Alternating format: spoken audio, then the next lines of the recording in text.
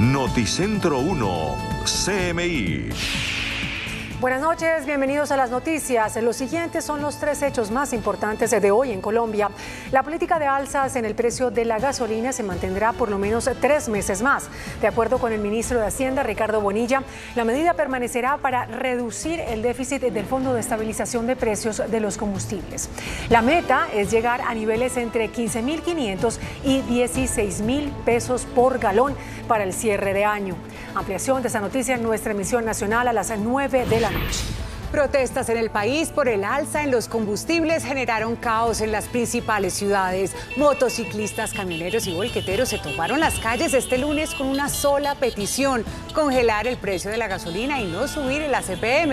En Bogotá, decenas de motociclistas participaron de un plan Tortuga que, aunque pacífico, colapsó varias vías de la capital, mientras que en el norte los transportadores de carga parquearon volquetas y furgones sobre la carrera séptima. Algunos de los manifestantes piden que les apliquen la tarifa diferencial que el gobierno les prometió a los taxistas. Ampliación de esta noticia en nuestra emisión nacional a las 9 de la noche. Martes, miércoles y jueves se desarrollarán mesas técnicas entre el Ministerio de Salud y la CPS. El gobierno girará 10 billones a Sura, a Compensar y Sanitas para lo que queda del año, y se revisarán la UPC, presupuestos máximos y deudas de años atrás. La Defensoría del Pueblo mediará en el diálogo. Ampliación de esta noticia en nuestra emisión nacional a las 9 de la noche. Las siguientes son las noticias más importantes del mundo hoy. Alerta en Estados Unidos por ola de COVID al inicio de las clases. Los contagios se triplicaron en una semana. Se trata de una nueva variante. Crece la tormenta Idalia y amenaza con llegar convertida en un poderoso huracán a Florida. Cuba ya sufre los primeros efectos.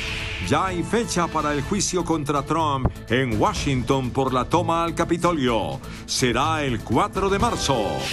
Tiroteo en Universidad de Carolina del Norte en Estados Unidos. Un muerto y un detenido. Con Margarita Ortega y Bianca Gambino. Estados Unidos enfrenta nueva ola de COVID-19 y las autoridades en algunas ciudades ya anunciaron medidas para enfrentar el regreso a clases. Los contagios se triplicaron en la última semana. El nuevo repunte de casos de COVID-19 en Estados Unidos es impulsado por la propagación de variante Eris, una subvariante de la cepa Omicron, y la cantidad de contagios llevó a tener que suspender algunos campamentos de verano, cerrar algunas oficinas públicas por pocos días y, en algunos condados, donde el aumento es más grande, suspender clases presenciales en el inicio del año escolar. Over the past few weeks, we've definitely seen an uptick in the numbers of COVID. A lot of those patients that have been coming in for unrelated illnesses are found to have COVID. We've gone from an average of anywhere from 2 to 4% of our population testing positive for COVID to recently this past week going up to about 12%. Desde mayo ya no rige la emergencia de salud pública, por lo que ya no hay una estadística precisa como antes sobre casos reportados en Estados Unidos. Sin embargo, los especialistas advierten que hay una nueva ola de COVID y que amenaza con ser mortal si no se toman precauciones y se aumenta el autocuidado. Hospitalizations are on the rise nationally, and this is concerning. They're rising from a low level, but they are on the rise. For the moment, COVID-19 deaths remain at historically low levels, but I expect that those will begin to rise as well, especially if community transmission continues to increase at these levels. Las hospitalizaciones por COVID registraron un aumento del 30% en el cierre de agosto. La nueva variante, denominada Eris, según la OMS, no parece una variante grave y en la gran mayoría de los casos los enfermos experimentan síntomas leves, comparables con los de un resfriado. Sin embargo, las autoridades emitieron una alerta y en algunos condados de estados como Texas y Kentucky se emitió la orden de clases virtuales para instituciones educativas. Los estados del sur de Estados Unidos, en especial Florida, se preparan para la llegada de la tormenta Idalia, que se convertirá en huracán categoría 3 cuando toque tierra a finales de la semana. El gobierno de Joe Biden prometió apoyo federal.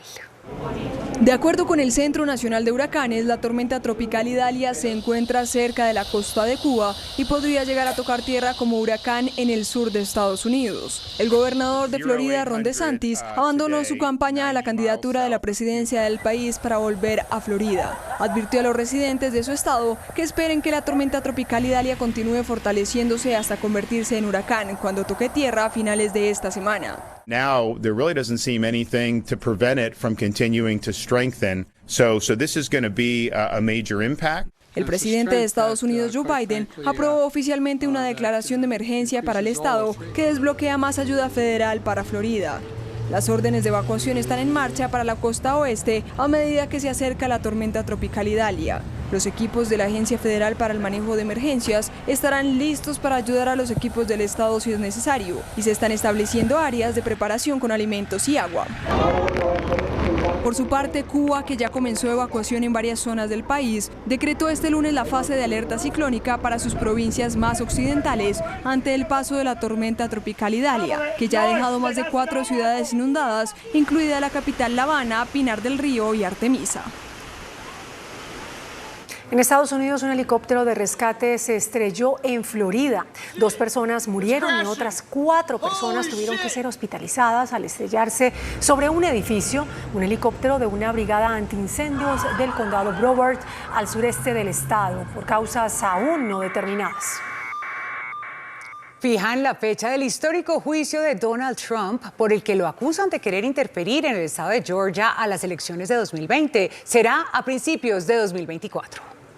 La fecha del que puede ser uno de los juicios más trascendentales de la historia de Estados Unidos se conoció en las últimas horas cuando una jueza federal fijó el calendario para la vista judicial en Washington contra el expresidente Donald Trump para el próximo 4 de marzo de 2024.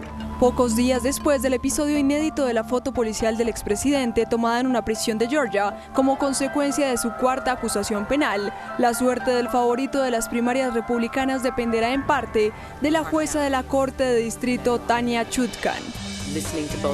Durante la vista preliminar celebrada este lunes, la jueza de distrito estableció al iniciar que ninguna de las fechas propuestas por los fiscales y la defensa eran aceptables.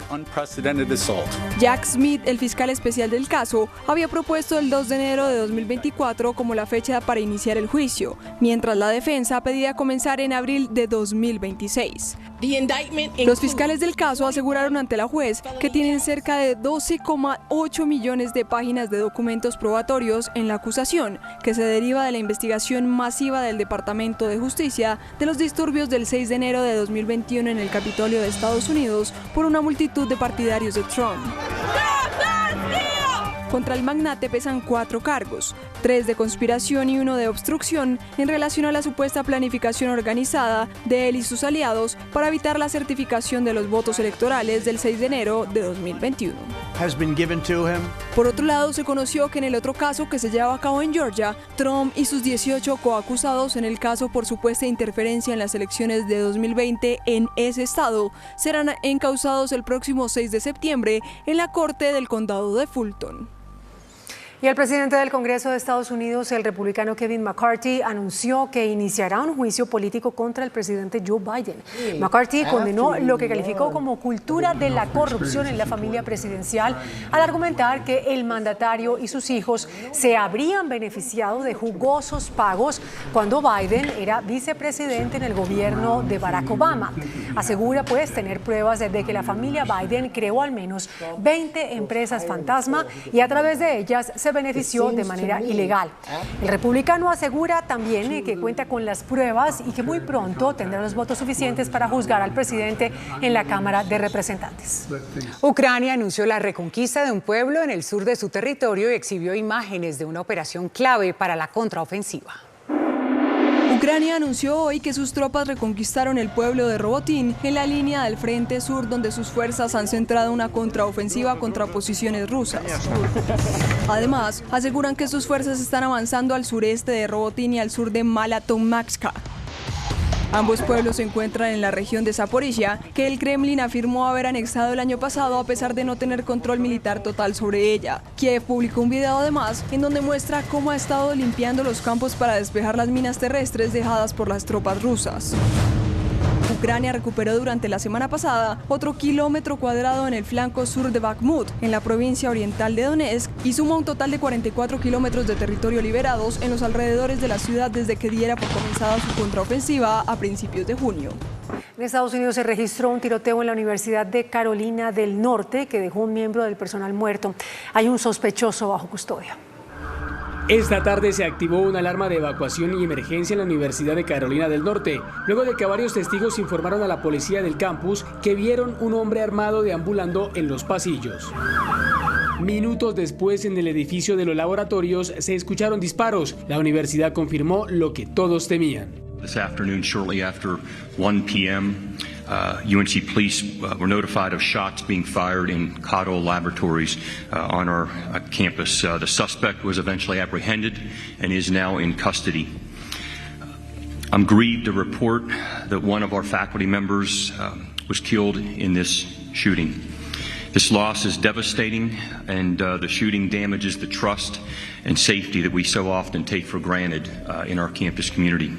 La policía confirmó la captura de un sospechoso y calificó el ataque como un hecho aislado. Aún no se confirma ni la identidad del miembro de la universidad asesinado ni la del presunto asesino. El campus, que tiene una población de aproximadamente 32.000 estudiantes, permanece cerrado. Se presentaron vuelos cancelados y con retrasos en el Reino Unido y partes del continente por una falla masiva del control de tráfico aéreo. Un problema técnico que alteró este lunes los sistemas de planificación de vuelos afectó los sistemas de control aéreo y retrasó el viaje de cientos de viajeros en Europa. Las autoridades no aclararon cuál fue el origen del fallo, aunque el Servicio Nacional de Tráfico Aéreo reportó en la tarde que el problema ha sido resuelto. Advirtió que la interrupción de los vuelos continuará. Francia prohíbe formalmente el uso de la abaya en la escuela. El gobierno prohibirá que las alumnas de escuelas secundarias vistan abayas, que son las túnicas utilizadas habitualmente en países árabes. Afirman que no es un lugar, las escuelas, para hacer proselitismo religioso. El uso de este manto por parte de adolescentes había generado polémica en Francia, sobre todo debido a las críticas por parte de la derecha y la ultraderecha. Francia ya prohibió en 2004 el hecho de llevar en las escuelas e institutos cualquier signo religioso ostensible como el velo islámico o las kipás. Noticentro 1, CMI. La gasolina crecerá este año en el país hasta llegar a 15.500 pesos galón, anuncia ministro de Hacienda. ACPM, que es básico en transporte de carga, sí seguirá congelado este año. Marchas y bloqueos de transportadores y de motos para reclamar congelación de combustibles. Piden que tarifa diferencial de gasolina acordada con los taxistas también se les aplique. Bloqueos y protestas en Medellín, Cali y Bucaramanga. Gobierno y transportadores de carga acuerdan mesas técnicas. Insólito caso de intolerancia en Bogotá. Tractomula embiste y arrastra camioneta. Nuevo bloqueo de manifestantes en la vía al llano. Disturbios en la Universidad Distrital por reforma al Estatuto Universitario. Acuerdo entre Ministerio de Salud y EPS para garantizar atención a usuarios. El gobierno actual no les debe a las EPS, asegura el ministro de Hacienda. Presidente Petro dice que nunca hubiera querido conocer a Ingrid Betancourt porque es mala persona. Petro es un patán y actuó con bajeza, replica la senadora Paloma Valencia. Libres por vencimiento de términos policías acusados de triple crimen en Sucre. Denuncian nuevos casos de abuso sexual en el Congreso. Preocupación por acoso sexual en colegios de Bogotá. Petro denuncia en Costa Rica que Colombia no cumple sentencias de la Corte Interamericana de Derechos Humanos. Con Margarita Ortega y Bianca Gambino. Bienvenidos a la emisión central de Noticentro 1 CMI. El ministro de Hacienda, Ricardo Bonilla, anunció que el precio de la gasolina subirá 3 veces más en este año, hasta llegar a niveles entre los 15.500 y 16.000 pesos el galón. La medida busca seguir reduciendo el déficit del Fondo de Combustibles. El precio de la CPM permanecerá congelado.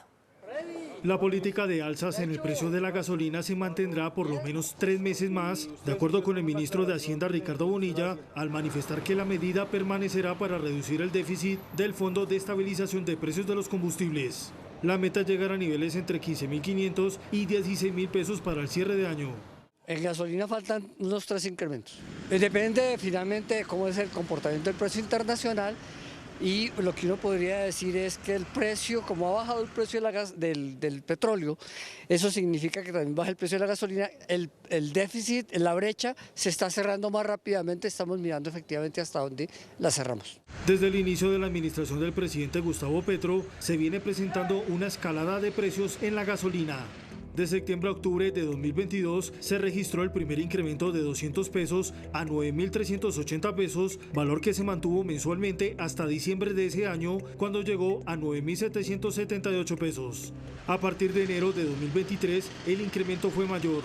Para enero fue de 400 pesos hasta 10.167 pesos. Febrero subió 250 pesos a 10.399, mientras en marzo fueron 360 pesos a 10.766 pesos. Desde abril los aumentos fueron más agresivos, de 400 y 600 pesos, que se mantienen hasta agosto, llegando a los 13.564 pesos. En el último año, la gasolina subió 4.384 pesos y en el año corrido 3.397 pesos.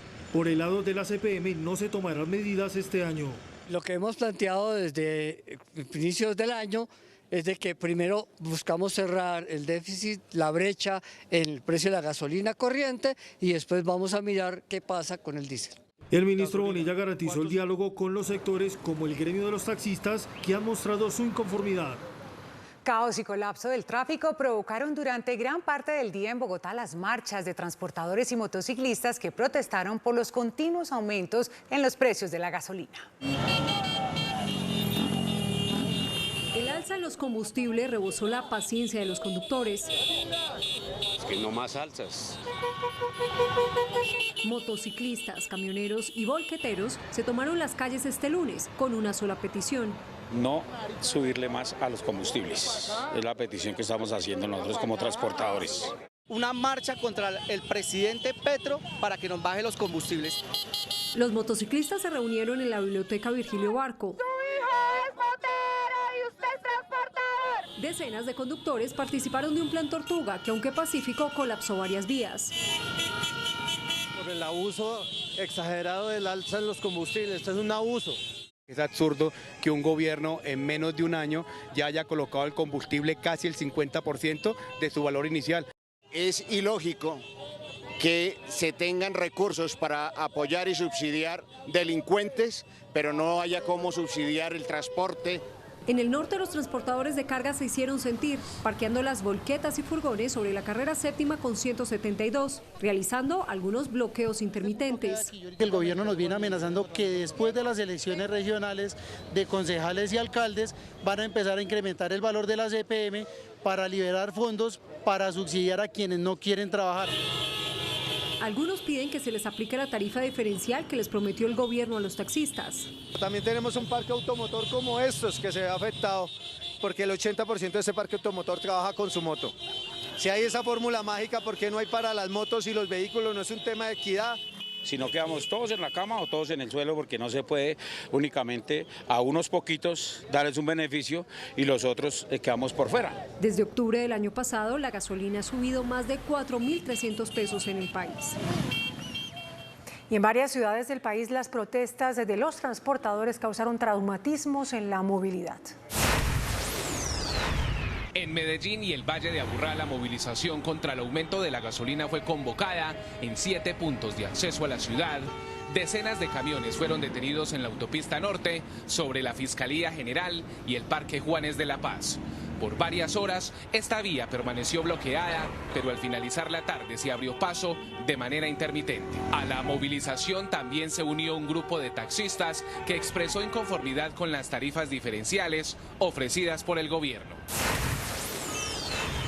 Cerca de 1.000 caleños, entre operadores de buses terminales, ciudadanos, dirigentes políticos y motociclistas, se dieron cita hoy en el Parque de las Banderas, en el sur de la ciudad, para después marchar solicitando la revisión de la fórmula de cálculo del precio del combustible. Simultáneamente se presentó otra manifestación por parte de los transportadores de carga, quienes se desplazaron desde el sector de Sencar hacia el antiguo ferrocarril, pidiendo al gobierno nacional que no se incremente el valor de la CPM.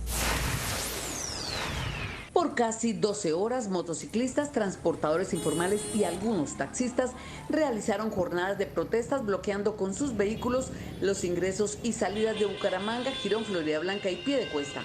En algunos lugares fue necesaria la presencia de la fuerza pública para habilitar el paso ante los innumerables trancones. La movilidad sufrió graves traumatismos en las entradas y salidas de las 4 ciudades, especialmente para el transporte de carga. Luego de una jornada de manifestaciones por parte de transportadores de carga, el Ministerio de Transporte acordó mesas técnicas con los líderes de este sector para evaluar las alzas en el precio de los combustibles. La primera mesa técnica entre el Ministerio de Transporte y los transportadores será el próximo 4 de septiembre. Nunca se toma una decisión de espaldas al sector del transporte en Colombia.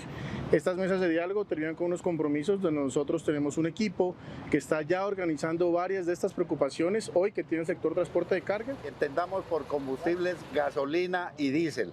Esa es la propuesta que le enviamos respetuosa desde el sector transporte de carga y pasajeros para que el gobierno nos dé una razón. Desde la calle 13 en Bogotá, una de las líderes de las manifestaciones de hoy solicitó la revisión de otras preocupaciones. Diferentes dificultades que nos están generando graves sobrecostos. Más de 410 bloqueos. Más de, pues, son innumerables ya los cierres viales que tenemos por caídas de puentes, por caídas de bancada, por avalanchas, que nos están generando graves sobrecostos. Fuera de eso, una ola de inseguridad gravísima. Aunque los motociclistas también marcharon este lunes, no se acordó una reunión con ellos.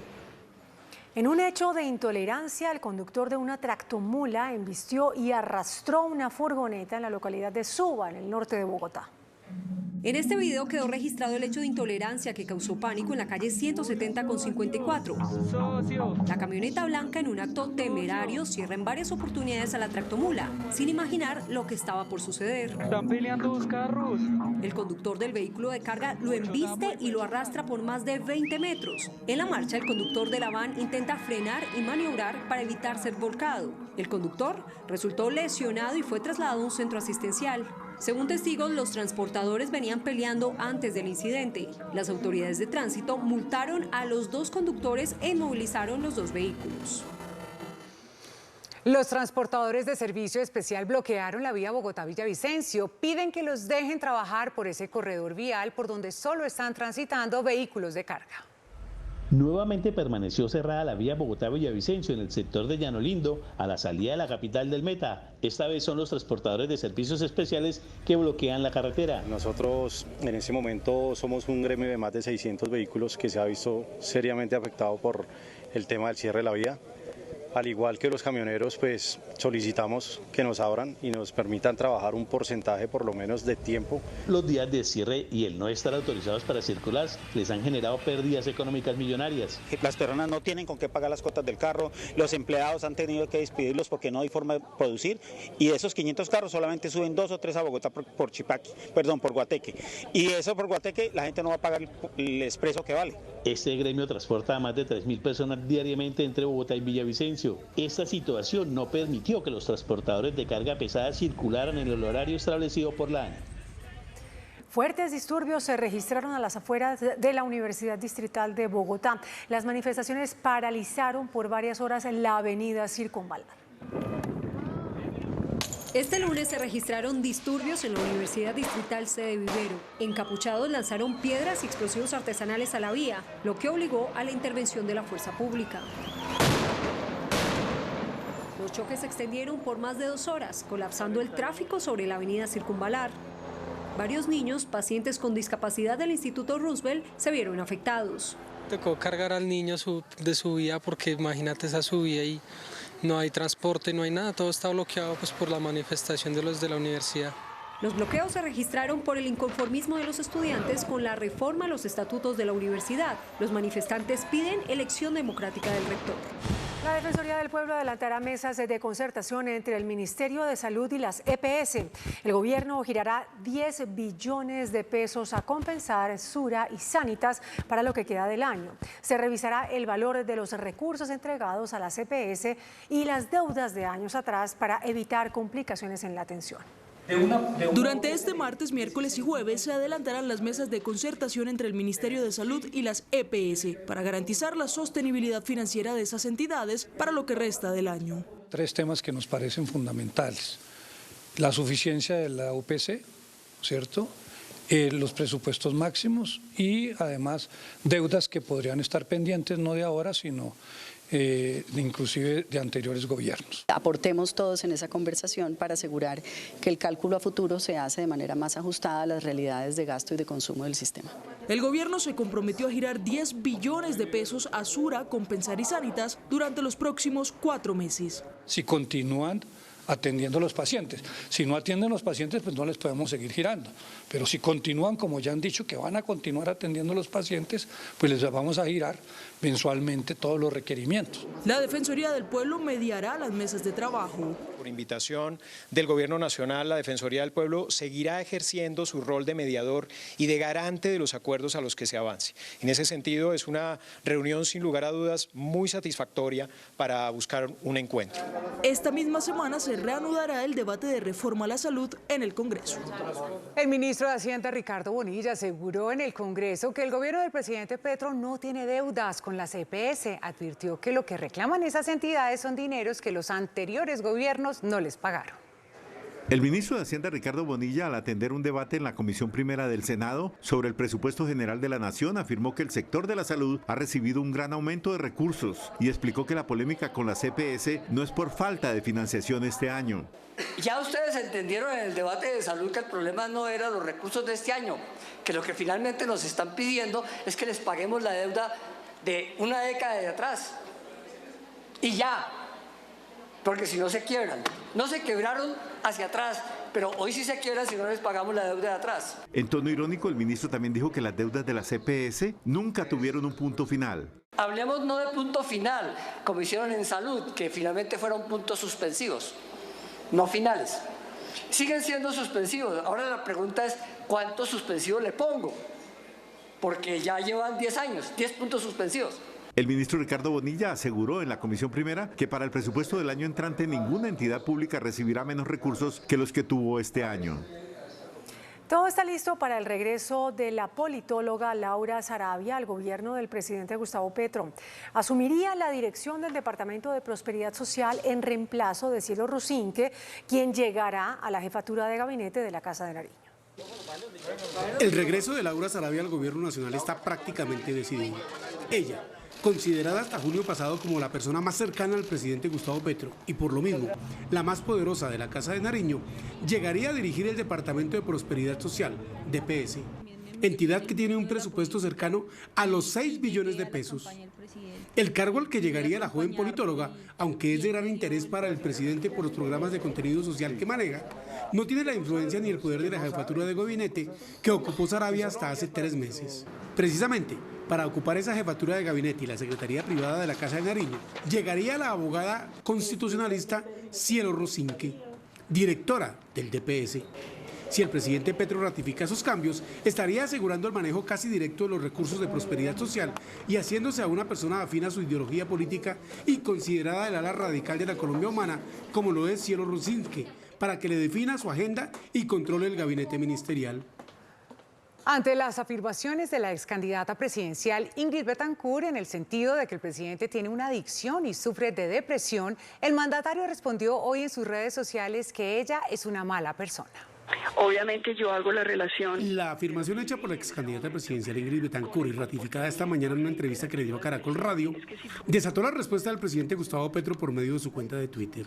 Ingrid es una de las personas que no me hubiera gustado conocer en mi vida. Hice un gran esfuerzo por ayudar en su liberación por mis propios principios morales.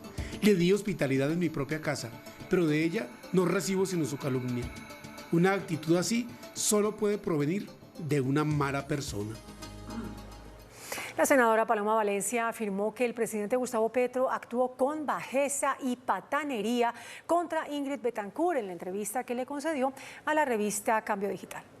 En la conversación con los periodistas de la revista Cambio, el presidente Gustavo Petro aseguró que el debate que realizó en el año 2021 sobre los sobornos de Odebrecht se los saboteó Paloma Valencia con un video que divulgó donde aparecía el hoy jefe de Estado recibiendo dinero en efectivo en una bolsa de papel. La senadora Valencia le respondió esta noche que el debate ya lo había terminado el presidente Petro, entonces senador. Es absolutamente falso, porque es que cuando yo intervine fue en las intervenciones de los senadores, donde él ya había hablado. Sí. Ya ha hecho su intervención completa, yo no lo interrumpí para sacar el video. El presidente Petro dijo a los periodistas de Cambio que Ingrid fue desagradecida y mentirosa con un relato suyo sobre el estado mental que él tenía cuando ella lo visitó en Bélgica.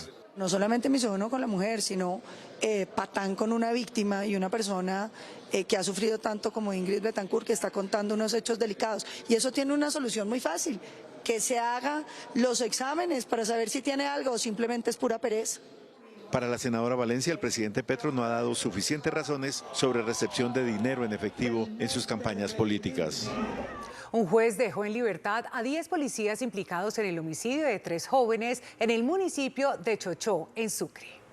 En libertad enfrentarán su proceso los 10 uniformados que presuntamente participaron en el homicidio de Jesús David Díaz, Carlos Alberto Ibáñez y José Carlos Arévalo, quienes fueron asesinados el pasado 26 de julio de 2022 tras ser presentados como presuntos integrantes del Clan del Golfo en Sucre. Saldrán de prisión luego de que se diera un vencimiento de términos, sin que la Fiscalía arrancara con el juicio contra los policías. Estamos llenos de rabia, de impotencia, porque definitivamente la justicia colombiana aquí no vale un peso. 3 jóvenes inocentes sin ningún antecedente, jóvenes que tenían una vida por delante, terminaran de la manera que terminaron.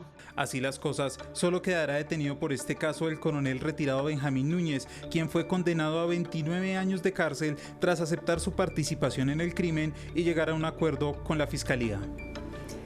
El Congreso no es un lugar seguro para las mujeres. Esto lo aseguró la senadora María José Pizarro al revelar que ha recibido 9 denuncias por acoso sexual en Senado y Cámara en los últimos meses. 9 funcionarios de las unidades de trabajo legislativo de los congresistas han denunciado ante una comisión especial del Congreso que han sido objeto de acoso sexual. Una de esas denuncias fue en contra del secretario de la Comisión Sexta del Senado, Jorge Laverde. La senadora María José Pizarro sentenció que el Congreso es un escenario inseguro para las mujeres. El Congreso de la República sigue siendo un lugar inseguro para las mujeres en todos los sentidos.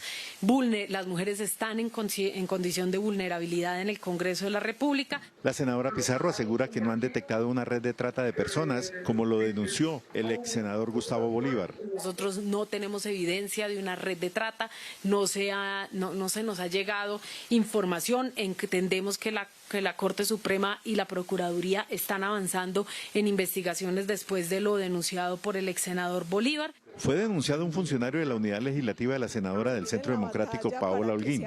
Hemos remitido y remitimos en su momento un derecho de petición a la senadora Paola Holguín.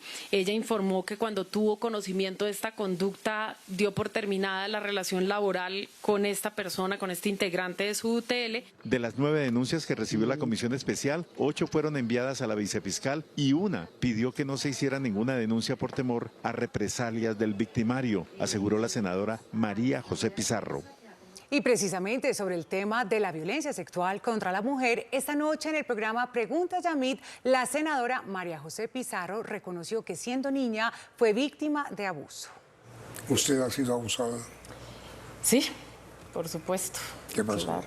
No, siendo niña, un hombre me tocó y me obligó, pues, obviamente, a ver sus partes. Eso lo relato en mi libro, El Camino hacia mi nombre. ¿Y usted qué hizo?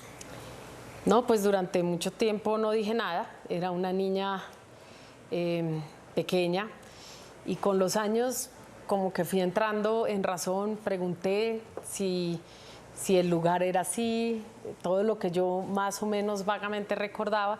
Efectivamente me dijeron que sí era cierto, ahí supe que sí. La Procuraduría General manifestó su preocupación por el incremento en los casos de acoso escolar y sexual en los entornos educativos de Bogotá.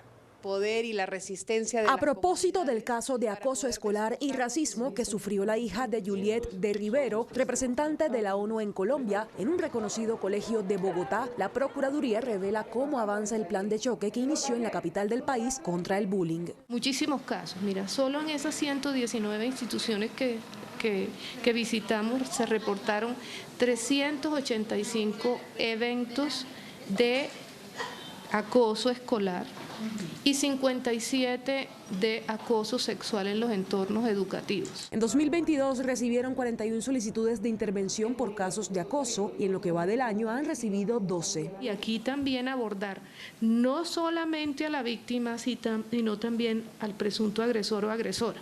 Por eso nosotros también oficiamos al Instituto Colombiano de Bienestar Familiar. El Centro 1 CMI conoció que la Fiscalía formulará cargos a 4 empresarios, a un exalcalde, quienes ayudaron presuntamente a lavar dinero de Odebrecht en Colombia. Una empresa de nombre Midas habría sido otra de las compañías utilizadas por Odebrecht para pagar sobornos, firmando contratos que al parecer solo quedaban en el papel. Así lo cree la Fiscalía, que detectó un contrato de 3.391 millones de pesos que habría servido para simular actividades, las cuales en realidad eran la fachada del pago de sobornos. De la millonaria suma, la Fiscalía estableció que Otto Bula tuvo una tajada de 2.000 millones de pesos para repartir con los que le ayudaron a la firma del contrato de la vía Ocaña Gamarra. También recibieron plata los representantes legales de la empresa Midas, Wilson Ruiz y Carlos Aguavara, quienes habrían recibido 520 millones de pesos según la Fiscalía. Y también aparece por primera vez en el caso de Brecht el nombre de un alcalde. Se trata del exalcalde de Gamarra, Gabriel Giraldo. Los empresarios tendrán que responder por los delitos de lavado de activos, enriquecimiento ilícito y falsedad en documento. La Jurisdicción Especial para la Paz ratificó la expulsión del general en retiro Jesús Armando Arias Cabrales por su nulo aporte a la verdad. Plan tricolor. Hoy fue confirmada la decisión de expulsar de la JEP al excomandante militar que lideró la retoma del Palacio de Justicia en noviembre de 1985, considerado junto a la toma el más cruento episodio padecido por los jueces del país. El Tribunal para la Paz consideró que Arias Cabrales no realizó aportes plenos, exhaustivos, francos y detallados sobre el holocausto del Palacio, en el que murieron 94 personas. Tampoco tuvo la intención de esclarecer un mínimo de verdad, pues negó la práctica de torturas, desapariciones y ejecuciones. La JEP cuestionó que Arias se declarara él mismo víctima del Palacio de Justicia, poniendo en duda el trabajo de la justicia ordinaria que lo condenó a 35 años de cárcel, condena que deberá purgar. Sectores de la sociedad civil y defensores de derechos humanos respaldaron la ley de reconciliación planteada por el presidente Gustavo Petro. Dijeron que la reconciliación debe incluir a los narcos. No existe hoy un solo grupo armado o un solo grupo generador de violencia que no tenga nexos probados con el narcotráfico. Este es el diagnóstico que hace la Fundación Paz y Reconciliación. Por ello, en su concepto, la paz total planteada por el gobierno debe incluir a todos los grupos generadores de violencia. La reconciliación en un país atravesado por el narcotráfico, en un estado en donde el narcotráfico ha determinado muchas de sus políticas, pues necesariamente hay que incluir este fenómeno. Siempre se debe tener en el centro a las víctimas y garantizar justicia y no repetición. Los voceros hablaron del perdón social. El perdón social lo entendemos nosotros como esa decisión que debe tomar el conjunto de la sociedad para acoger a todos aquellos actores armados que han hecho tanto daño a nuestro país. Un proceso que no puede bajo ningún punto de vista plantear indulto o amnistías. Hoy en día es prácticamente imposible, con los compromisos internacionales que tiene Colombia, hacer cualquier tipo de amnistía e indulto para narcos. Por ahora, hay pocas luces del proyecto que prepara el gobierno y será el Congreso el que tenga la última palabra. Durante su visita oficial a Costa Rica, el presidente Gustavo Petro dijo que el Estado colombiano no ha cumplido las sentencias que en su contra ha proferido la Corte Interamericana de Derechos Humanos. La declaración sobre que Colombia no cumple las sentencias proferidas en su contra la hizo el presidente Gustavo Petro en su visita a la Corte Interamericana de Derechos Humanos, que tiene sede en Costa Rica, país donde realizó hoy visita oficial. Colombia no las ha cumplido, solo una entre 28. Para nosotros esas sentencias son obligatorias, lo dice la ley, lo dice la Constitución y lo demostraremos en nuestro gobierno. El jefe de Estado manifestó que el sistema interamericano debe ser fortalecido, contrario a lo que pretenden algunos gobiernos autócratas. En lugar de acabar el sistema americano, lo que tenemos que fortalecerlo a partir de una ampliación incluso de la Declaración de Derechos Humanos que cobije de manera explícita los derechos de la mujer, los derechos de la naturaleza y los derechos colectivos y sociales. Antes, el presidente Petro fue recibido por su homólogo de Costa Rica, Rodrigo Chávez. Con él habló de comercio y de fortalecimiento de las relaciones bilaterales y de la seguridad, que preocupa lo mismo que la alta migración en el continente. En la tarde, antes de regresar esta noche a Colombia, el presidente recibió un doctorado honoris causa de la Universidad por la Paz de Costa Rica. La Procuraduría evalúa la apertura de una investigación por las presuntas irregularidades en la libertad concedida al narcotraficante Francisco Zuluaga Lindo, conocido con el alias de Gordo Lindo. La Procuraduría encuentra extraño el que en la cárcel La Picota de Bogotá permitieran el pasado noviembre la salida de alias Gordo Lindo, narcotraficante y excomandante del bloque Calima de las Autodefensas.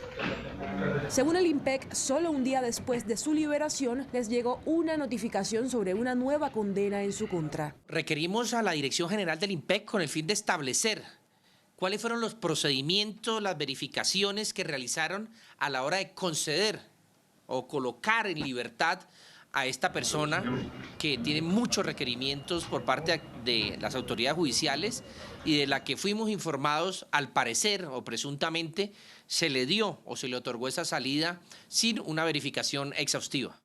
Indagan si hay fallas en el sistema interno del IMPEC. Esto hace un llamado y una reflexión a verificar la calidad del sistema de información CICIPEC. Gordo Lindo estuvo preso en los Estados Unidos y fue expulsado de Justicia y Paz.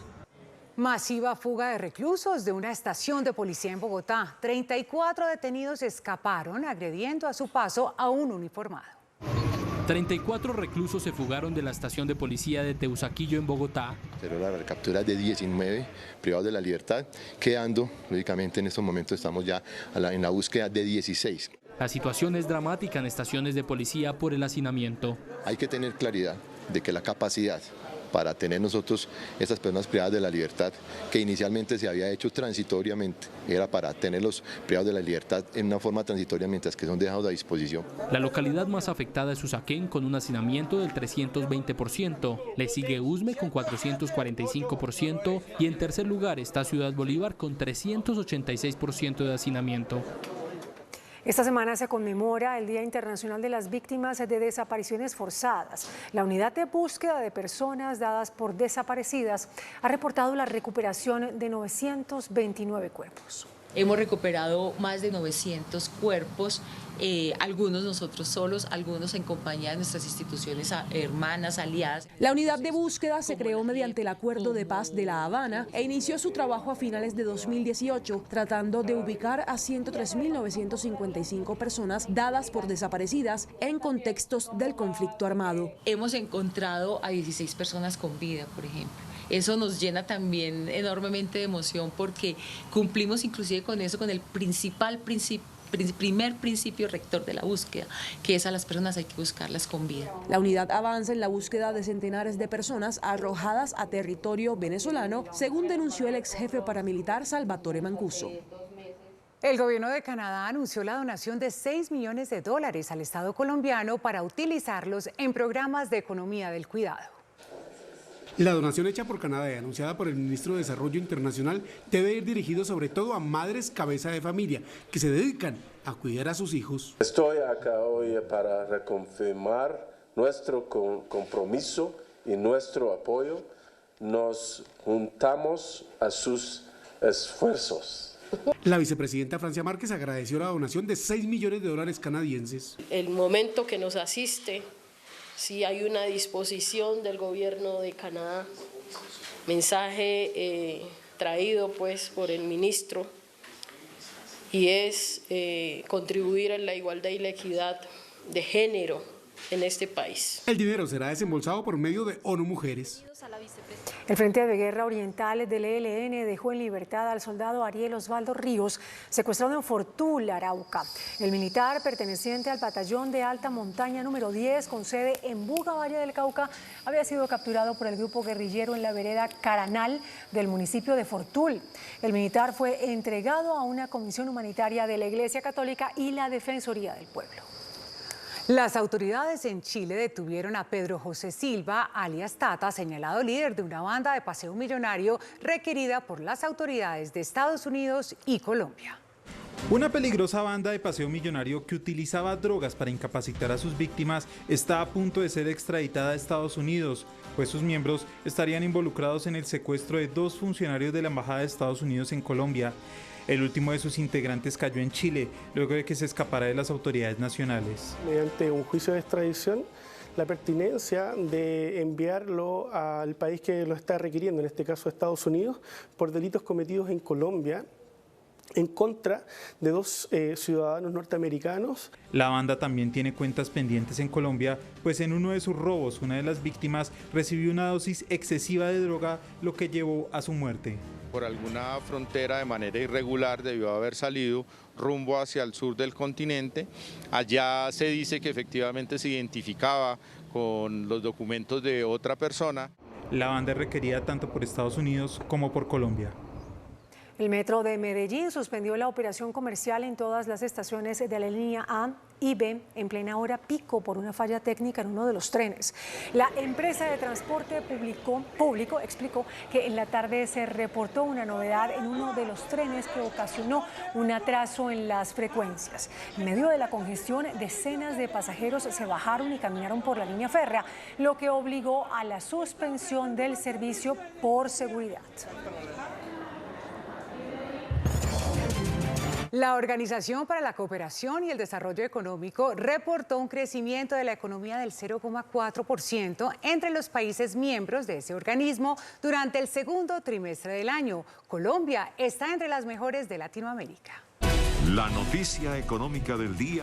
Con ello el crecimiento fue de 0,4% debido a una caída en el consumo de bienes exportables y una menor dinámica de compra en el comercio minorista. La cifra está muy en línea con el Producto Interno Bruto que presentó Colombia para este periodo del 0,3%. Las tasas de interés altas que ha mantenido el mundo, en la mayor parte del mundo, pues han tenido su efecto. ¿Y cuál es su efecto? Uno, intentar aliviar la inflación o por lo menos detenerla. Colombia seguirá marcando la pauta de crecimiento en América Latina, aunque hay que decir que el país dentro de los miembros de la OCDE fue el que menos creció junto a Polonia y Suecia. Este año vamos a tener datos relativamente bajos, pero que gradualmente irán mejorando, no de forma importante, pero que los datos que vienen pueden ser mejores. Se espera que la tendencia pueda revertir en la última parte del año. En Barranquilla, una mujer denuncia abusos en las facturas del servicio de energía. En la casa de doña Lucelina Rocha, en el barrio Nueva Colombia, un consumo aparente de 4.084 kilovatios en julio le mereció a ella una factura de 3.311.700 pesos. Es un sector subnormal, estrato 1, en el suroccidente de Barranquilla, en donde Aire hoy le cobra 62.976.680 pesos por una deuda acumulada de los últimos 14 meses. Que me vengan a solucionar, porque esa factura está muy alta, eso no es para pobre. Entonces uno no tiene derecho de rebuscarse con nada, porque imagínense con esa factura tan cara y tan elevada, no. Eso no es para pobre, eso no es para pobre. Tras un derecho de petición, la mujer recibió una visita de Aire, pero asegura no le solucionan. El índice de capitalización de la bolsa que mide el comportamiento de las 25 principales acciones cerró al alza. El índice selectivo MSCI Colcap de la Bolsa de Valores de Colombia subió 0,24% a 1.104 puntos. La acción preferencial de Corfi colombiana fue la que más subió, con una valorización de 4,31% a 12.100 pesos. La acción del Grupo Éxito fue la que más bajó, con una pérdida de 10,12% a 3.100 pesos. La acción más negociada de la jornada fue la de Ecopetrol, al movilizar más de 12.000 millones de pesos, con una variación positiva de 1,52% a 2.345 pesos. El dólar cerró a la baja. Indicadores económicos en Noticentro 1, CMI. La tasa representativa del mercado que regirá para mañana martes será de 4.111 pesos con 52 centavos. Los profesionales del cambio compran la divisa en promedio en 3.920 pesos y la venden en 4.000 pesos. Un euro cuesta 4.456 pesos con 70 centavos. La libra de café en Nueva York se cotizó a $1.52 con 52 centavos. El azúcar se transó en 25,63 centavos de dólar la libra. El barril de petróleo WTI se cotizó en $79,97 con 97 centavos. La referencia Brent para Colombia se cotizó en $83.81. Una acción de Ecopetrol cuesta 2.345 pesos. Hasta aquí Noticentro 1 CMI.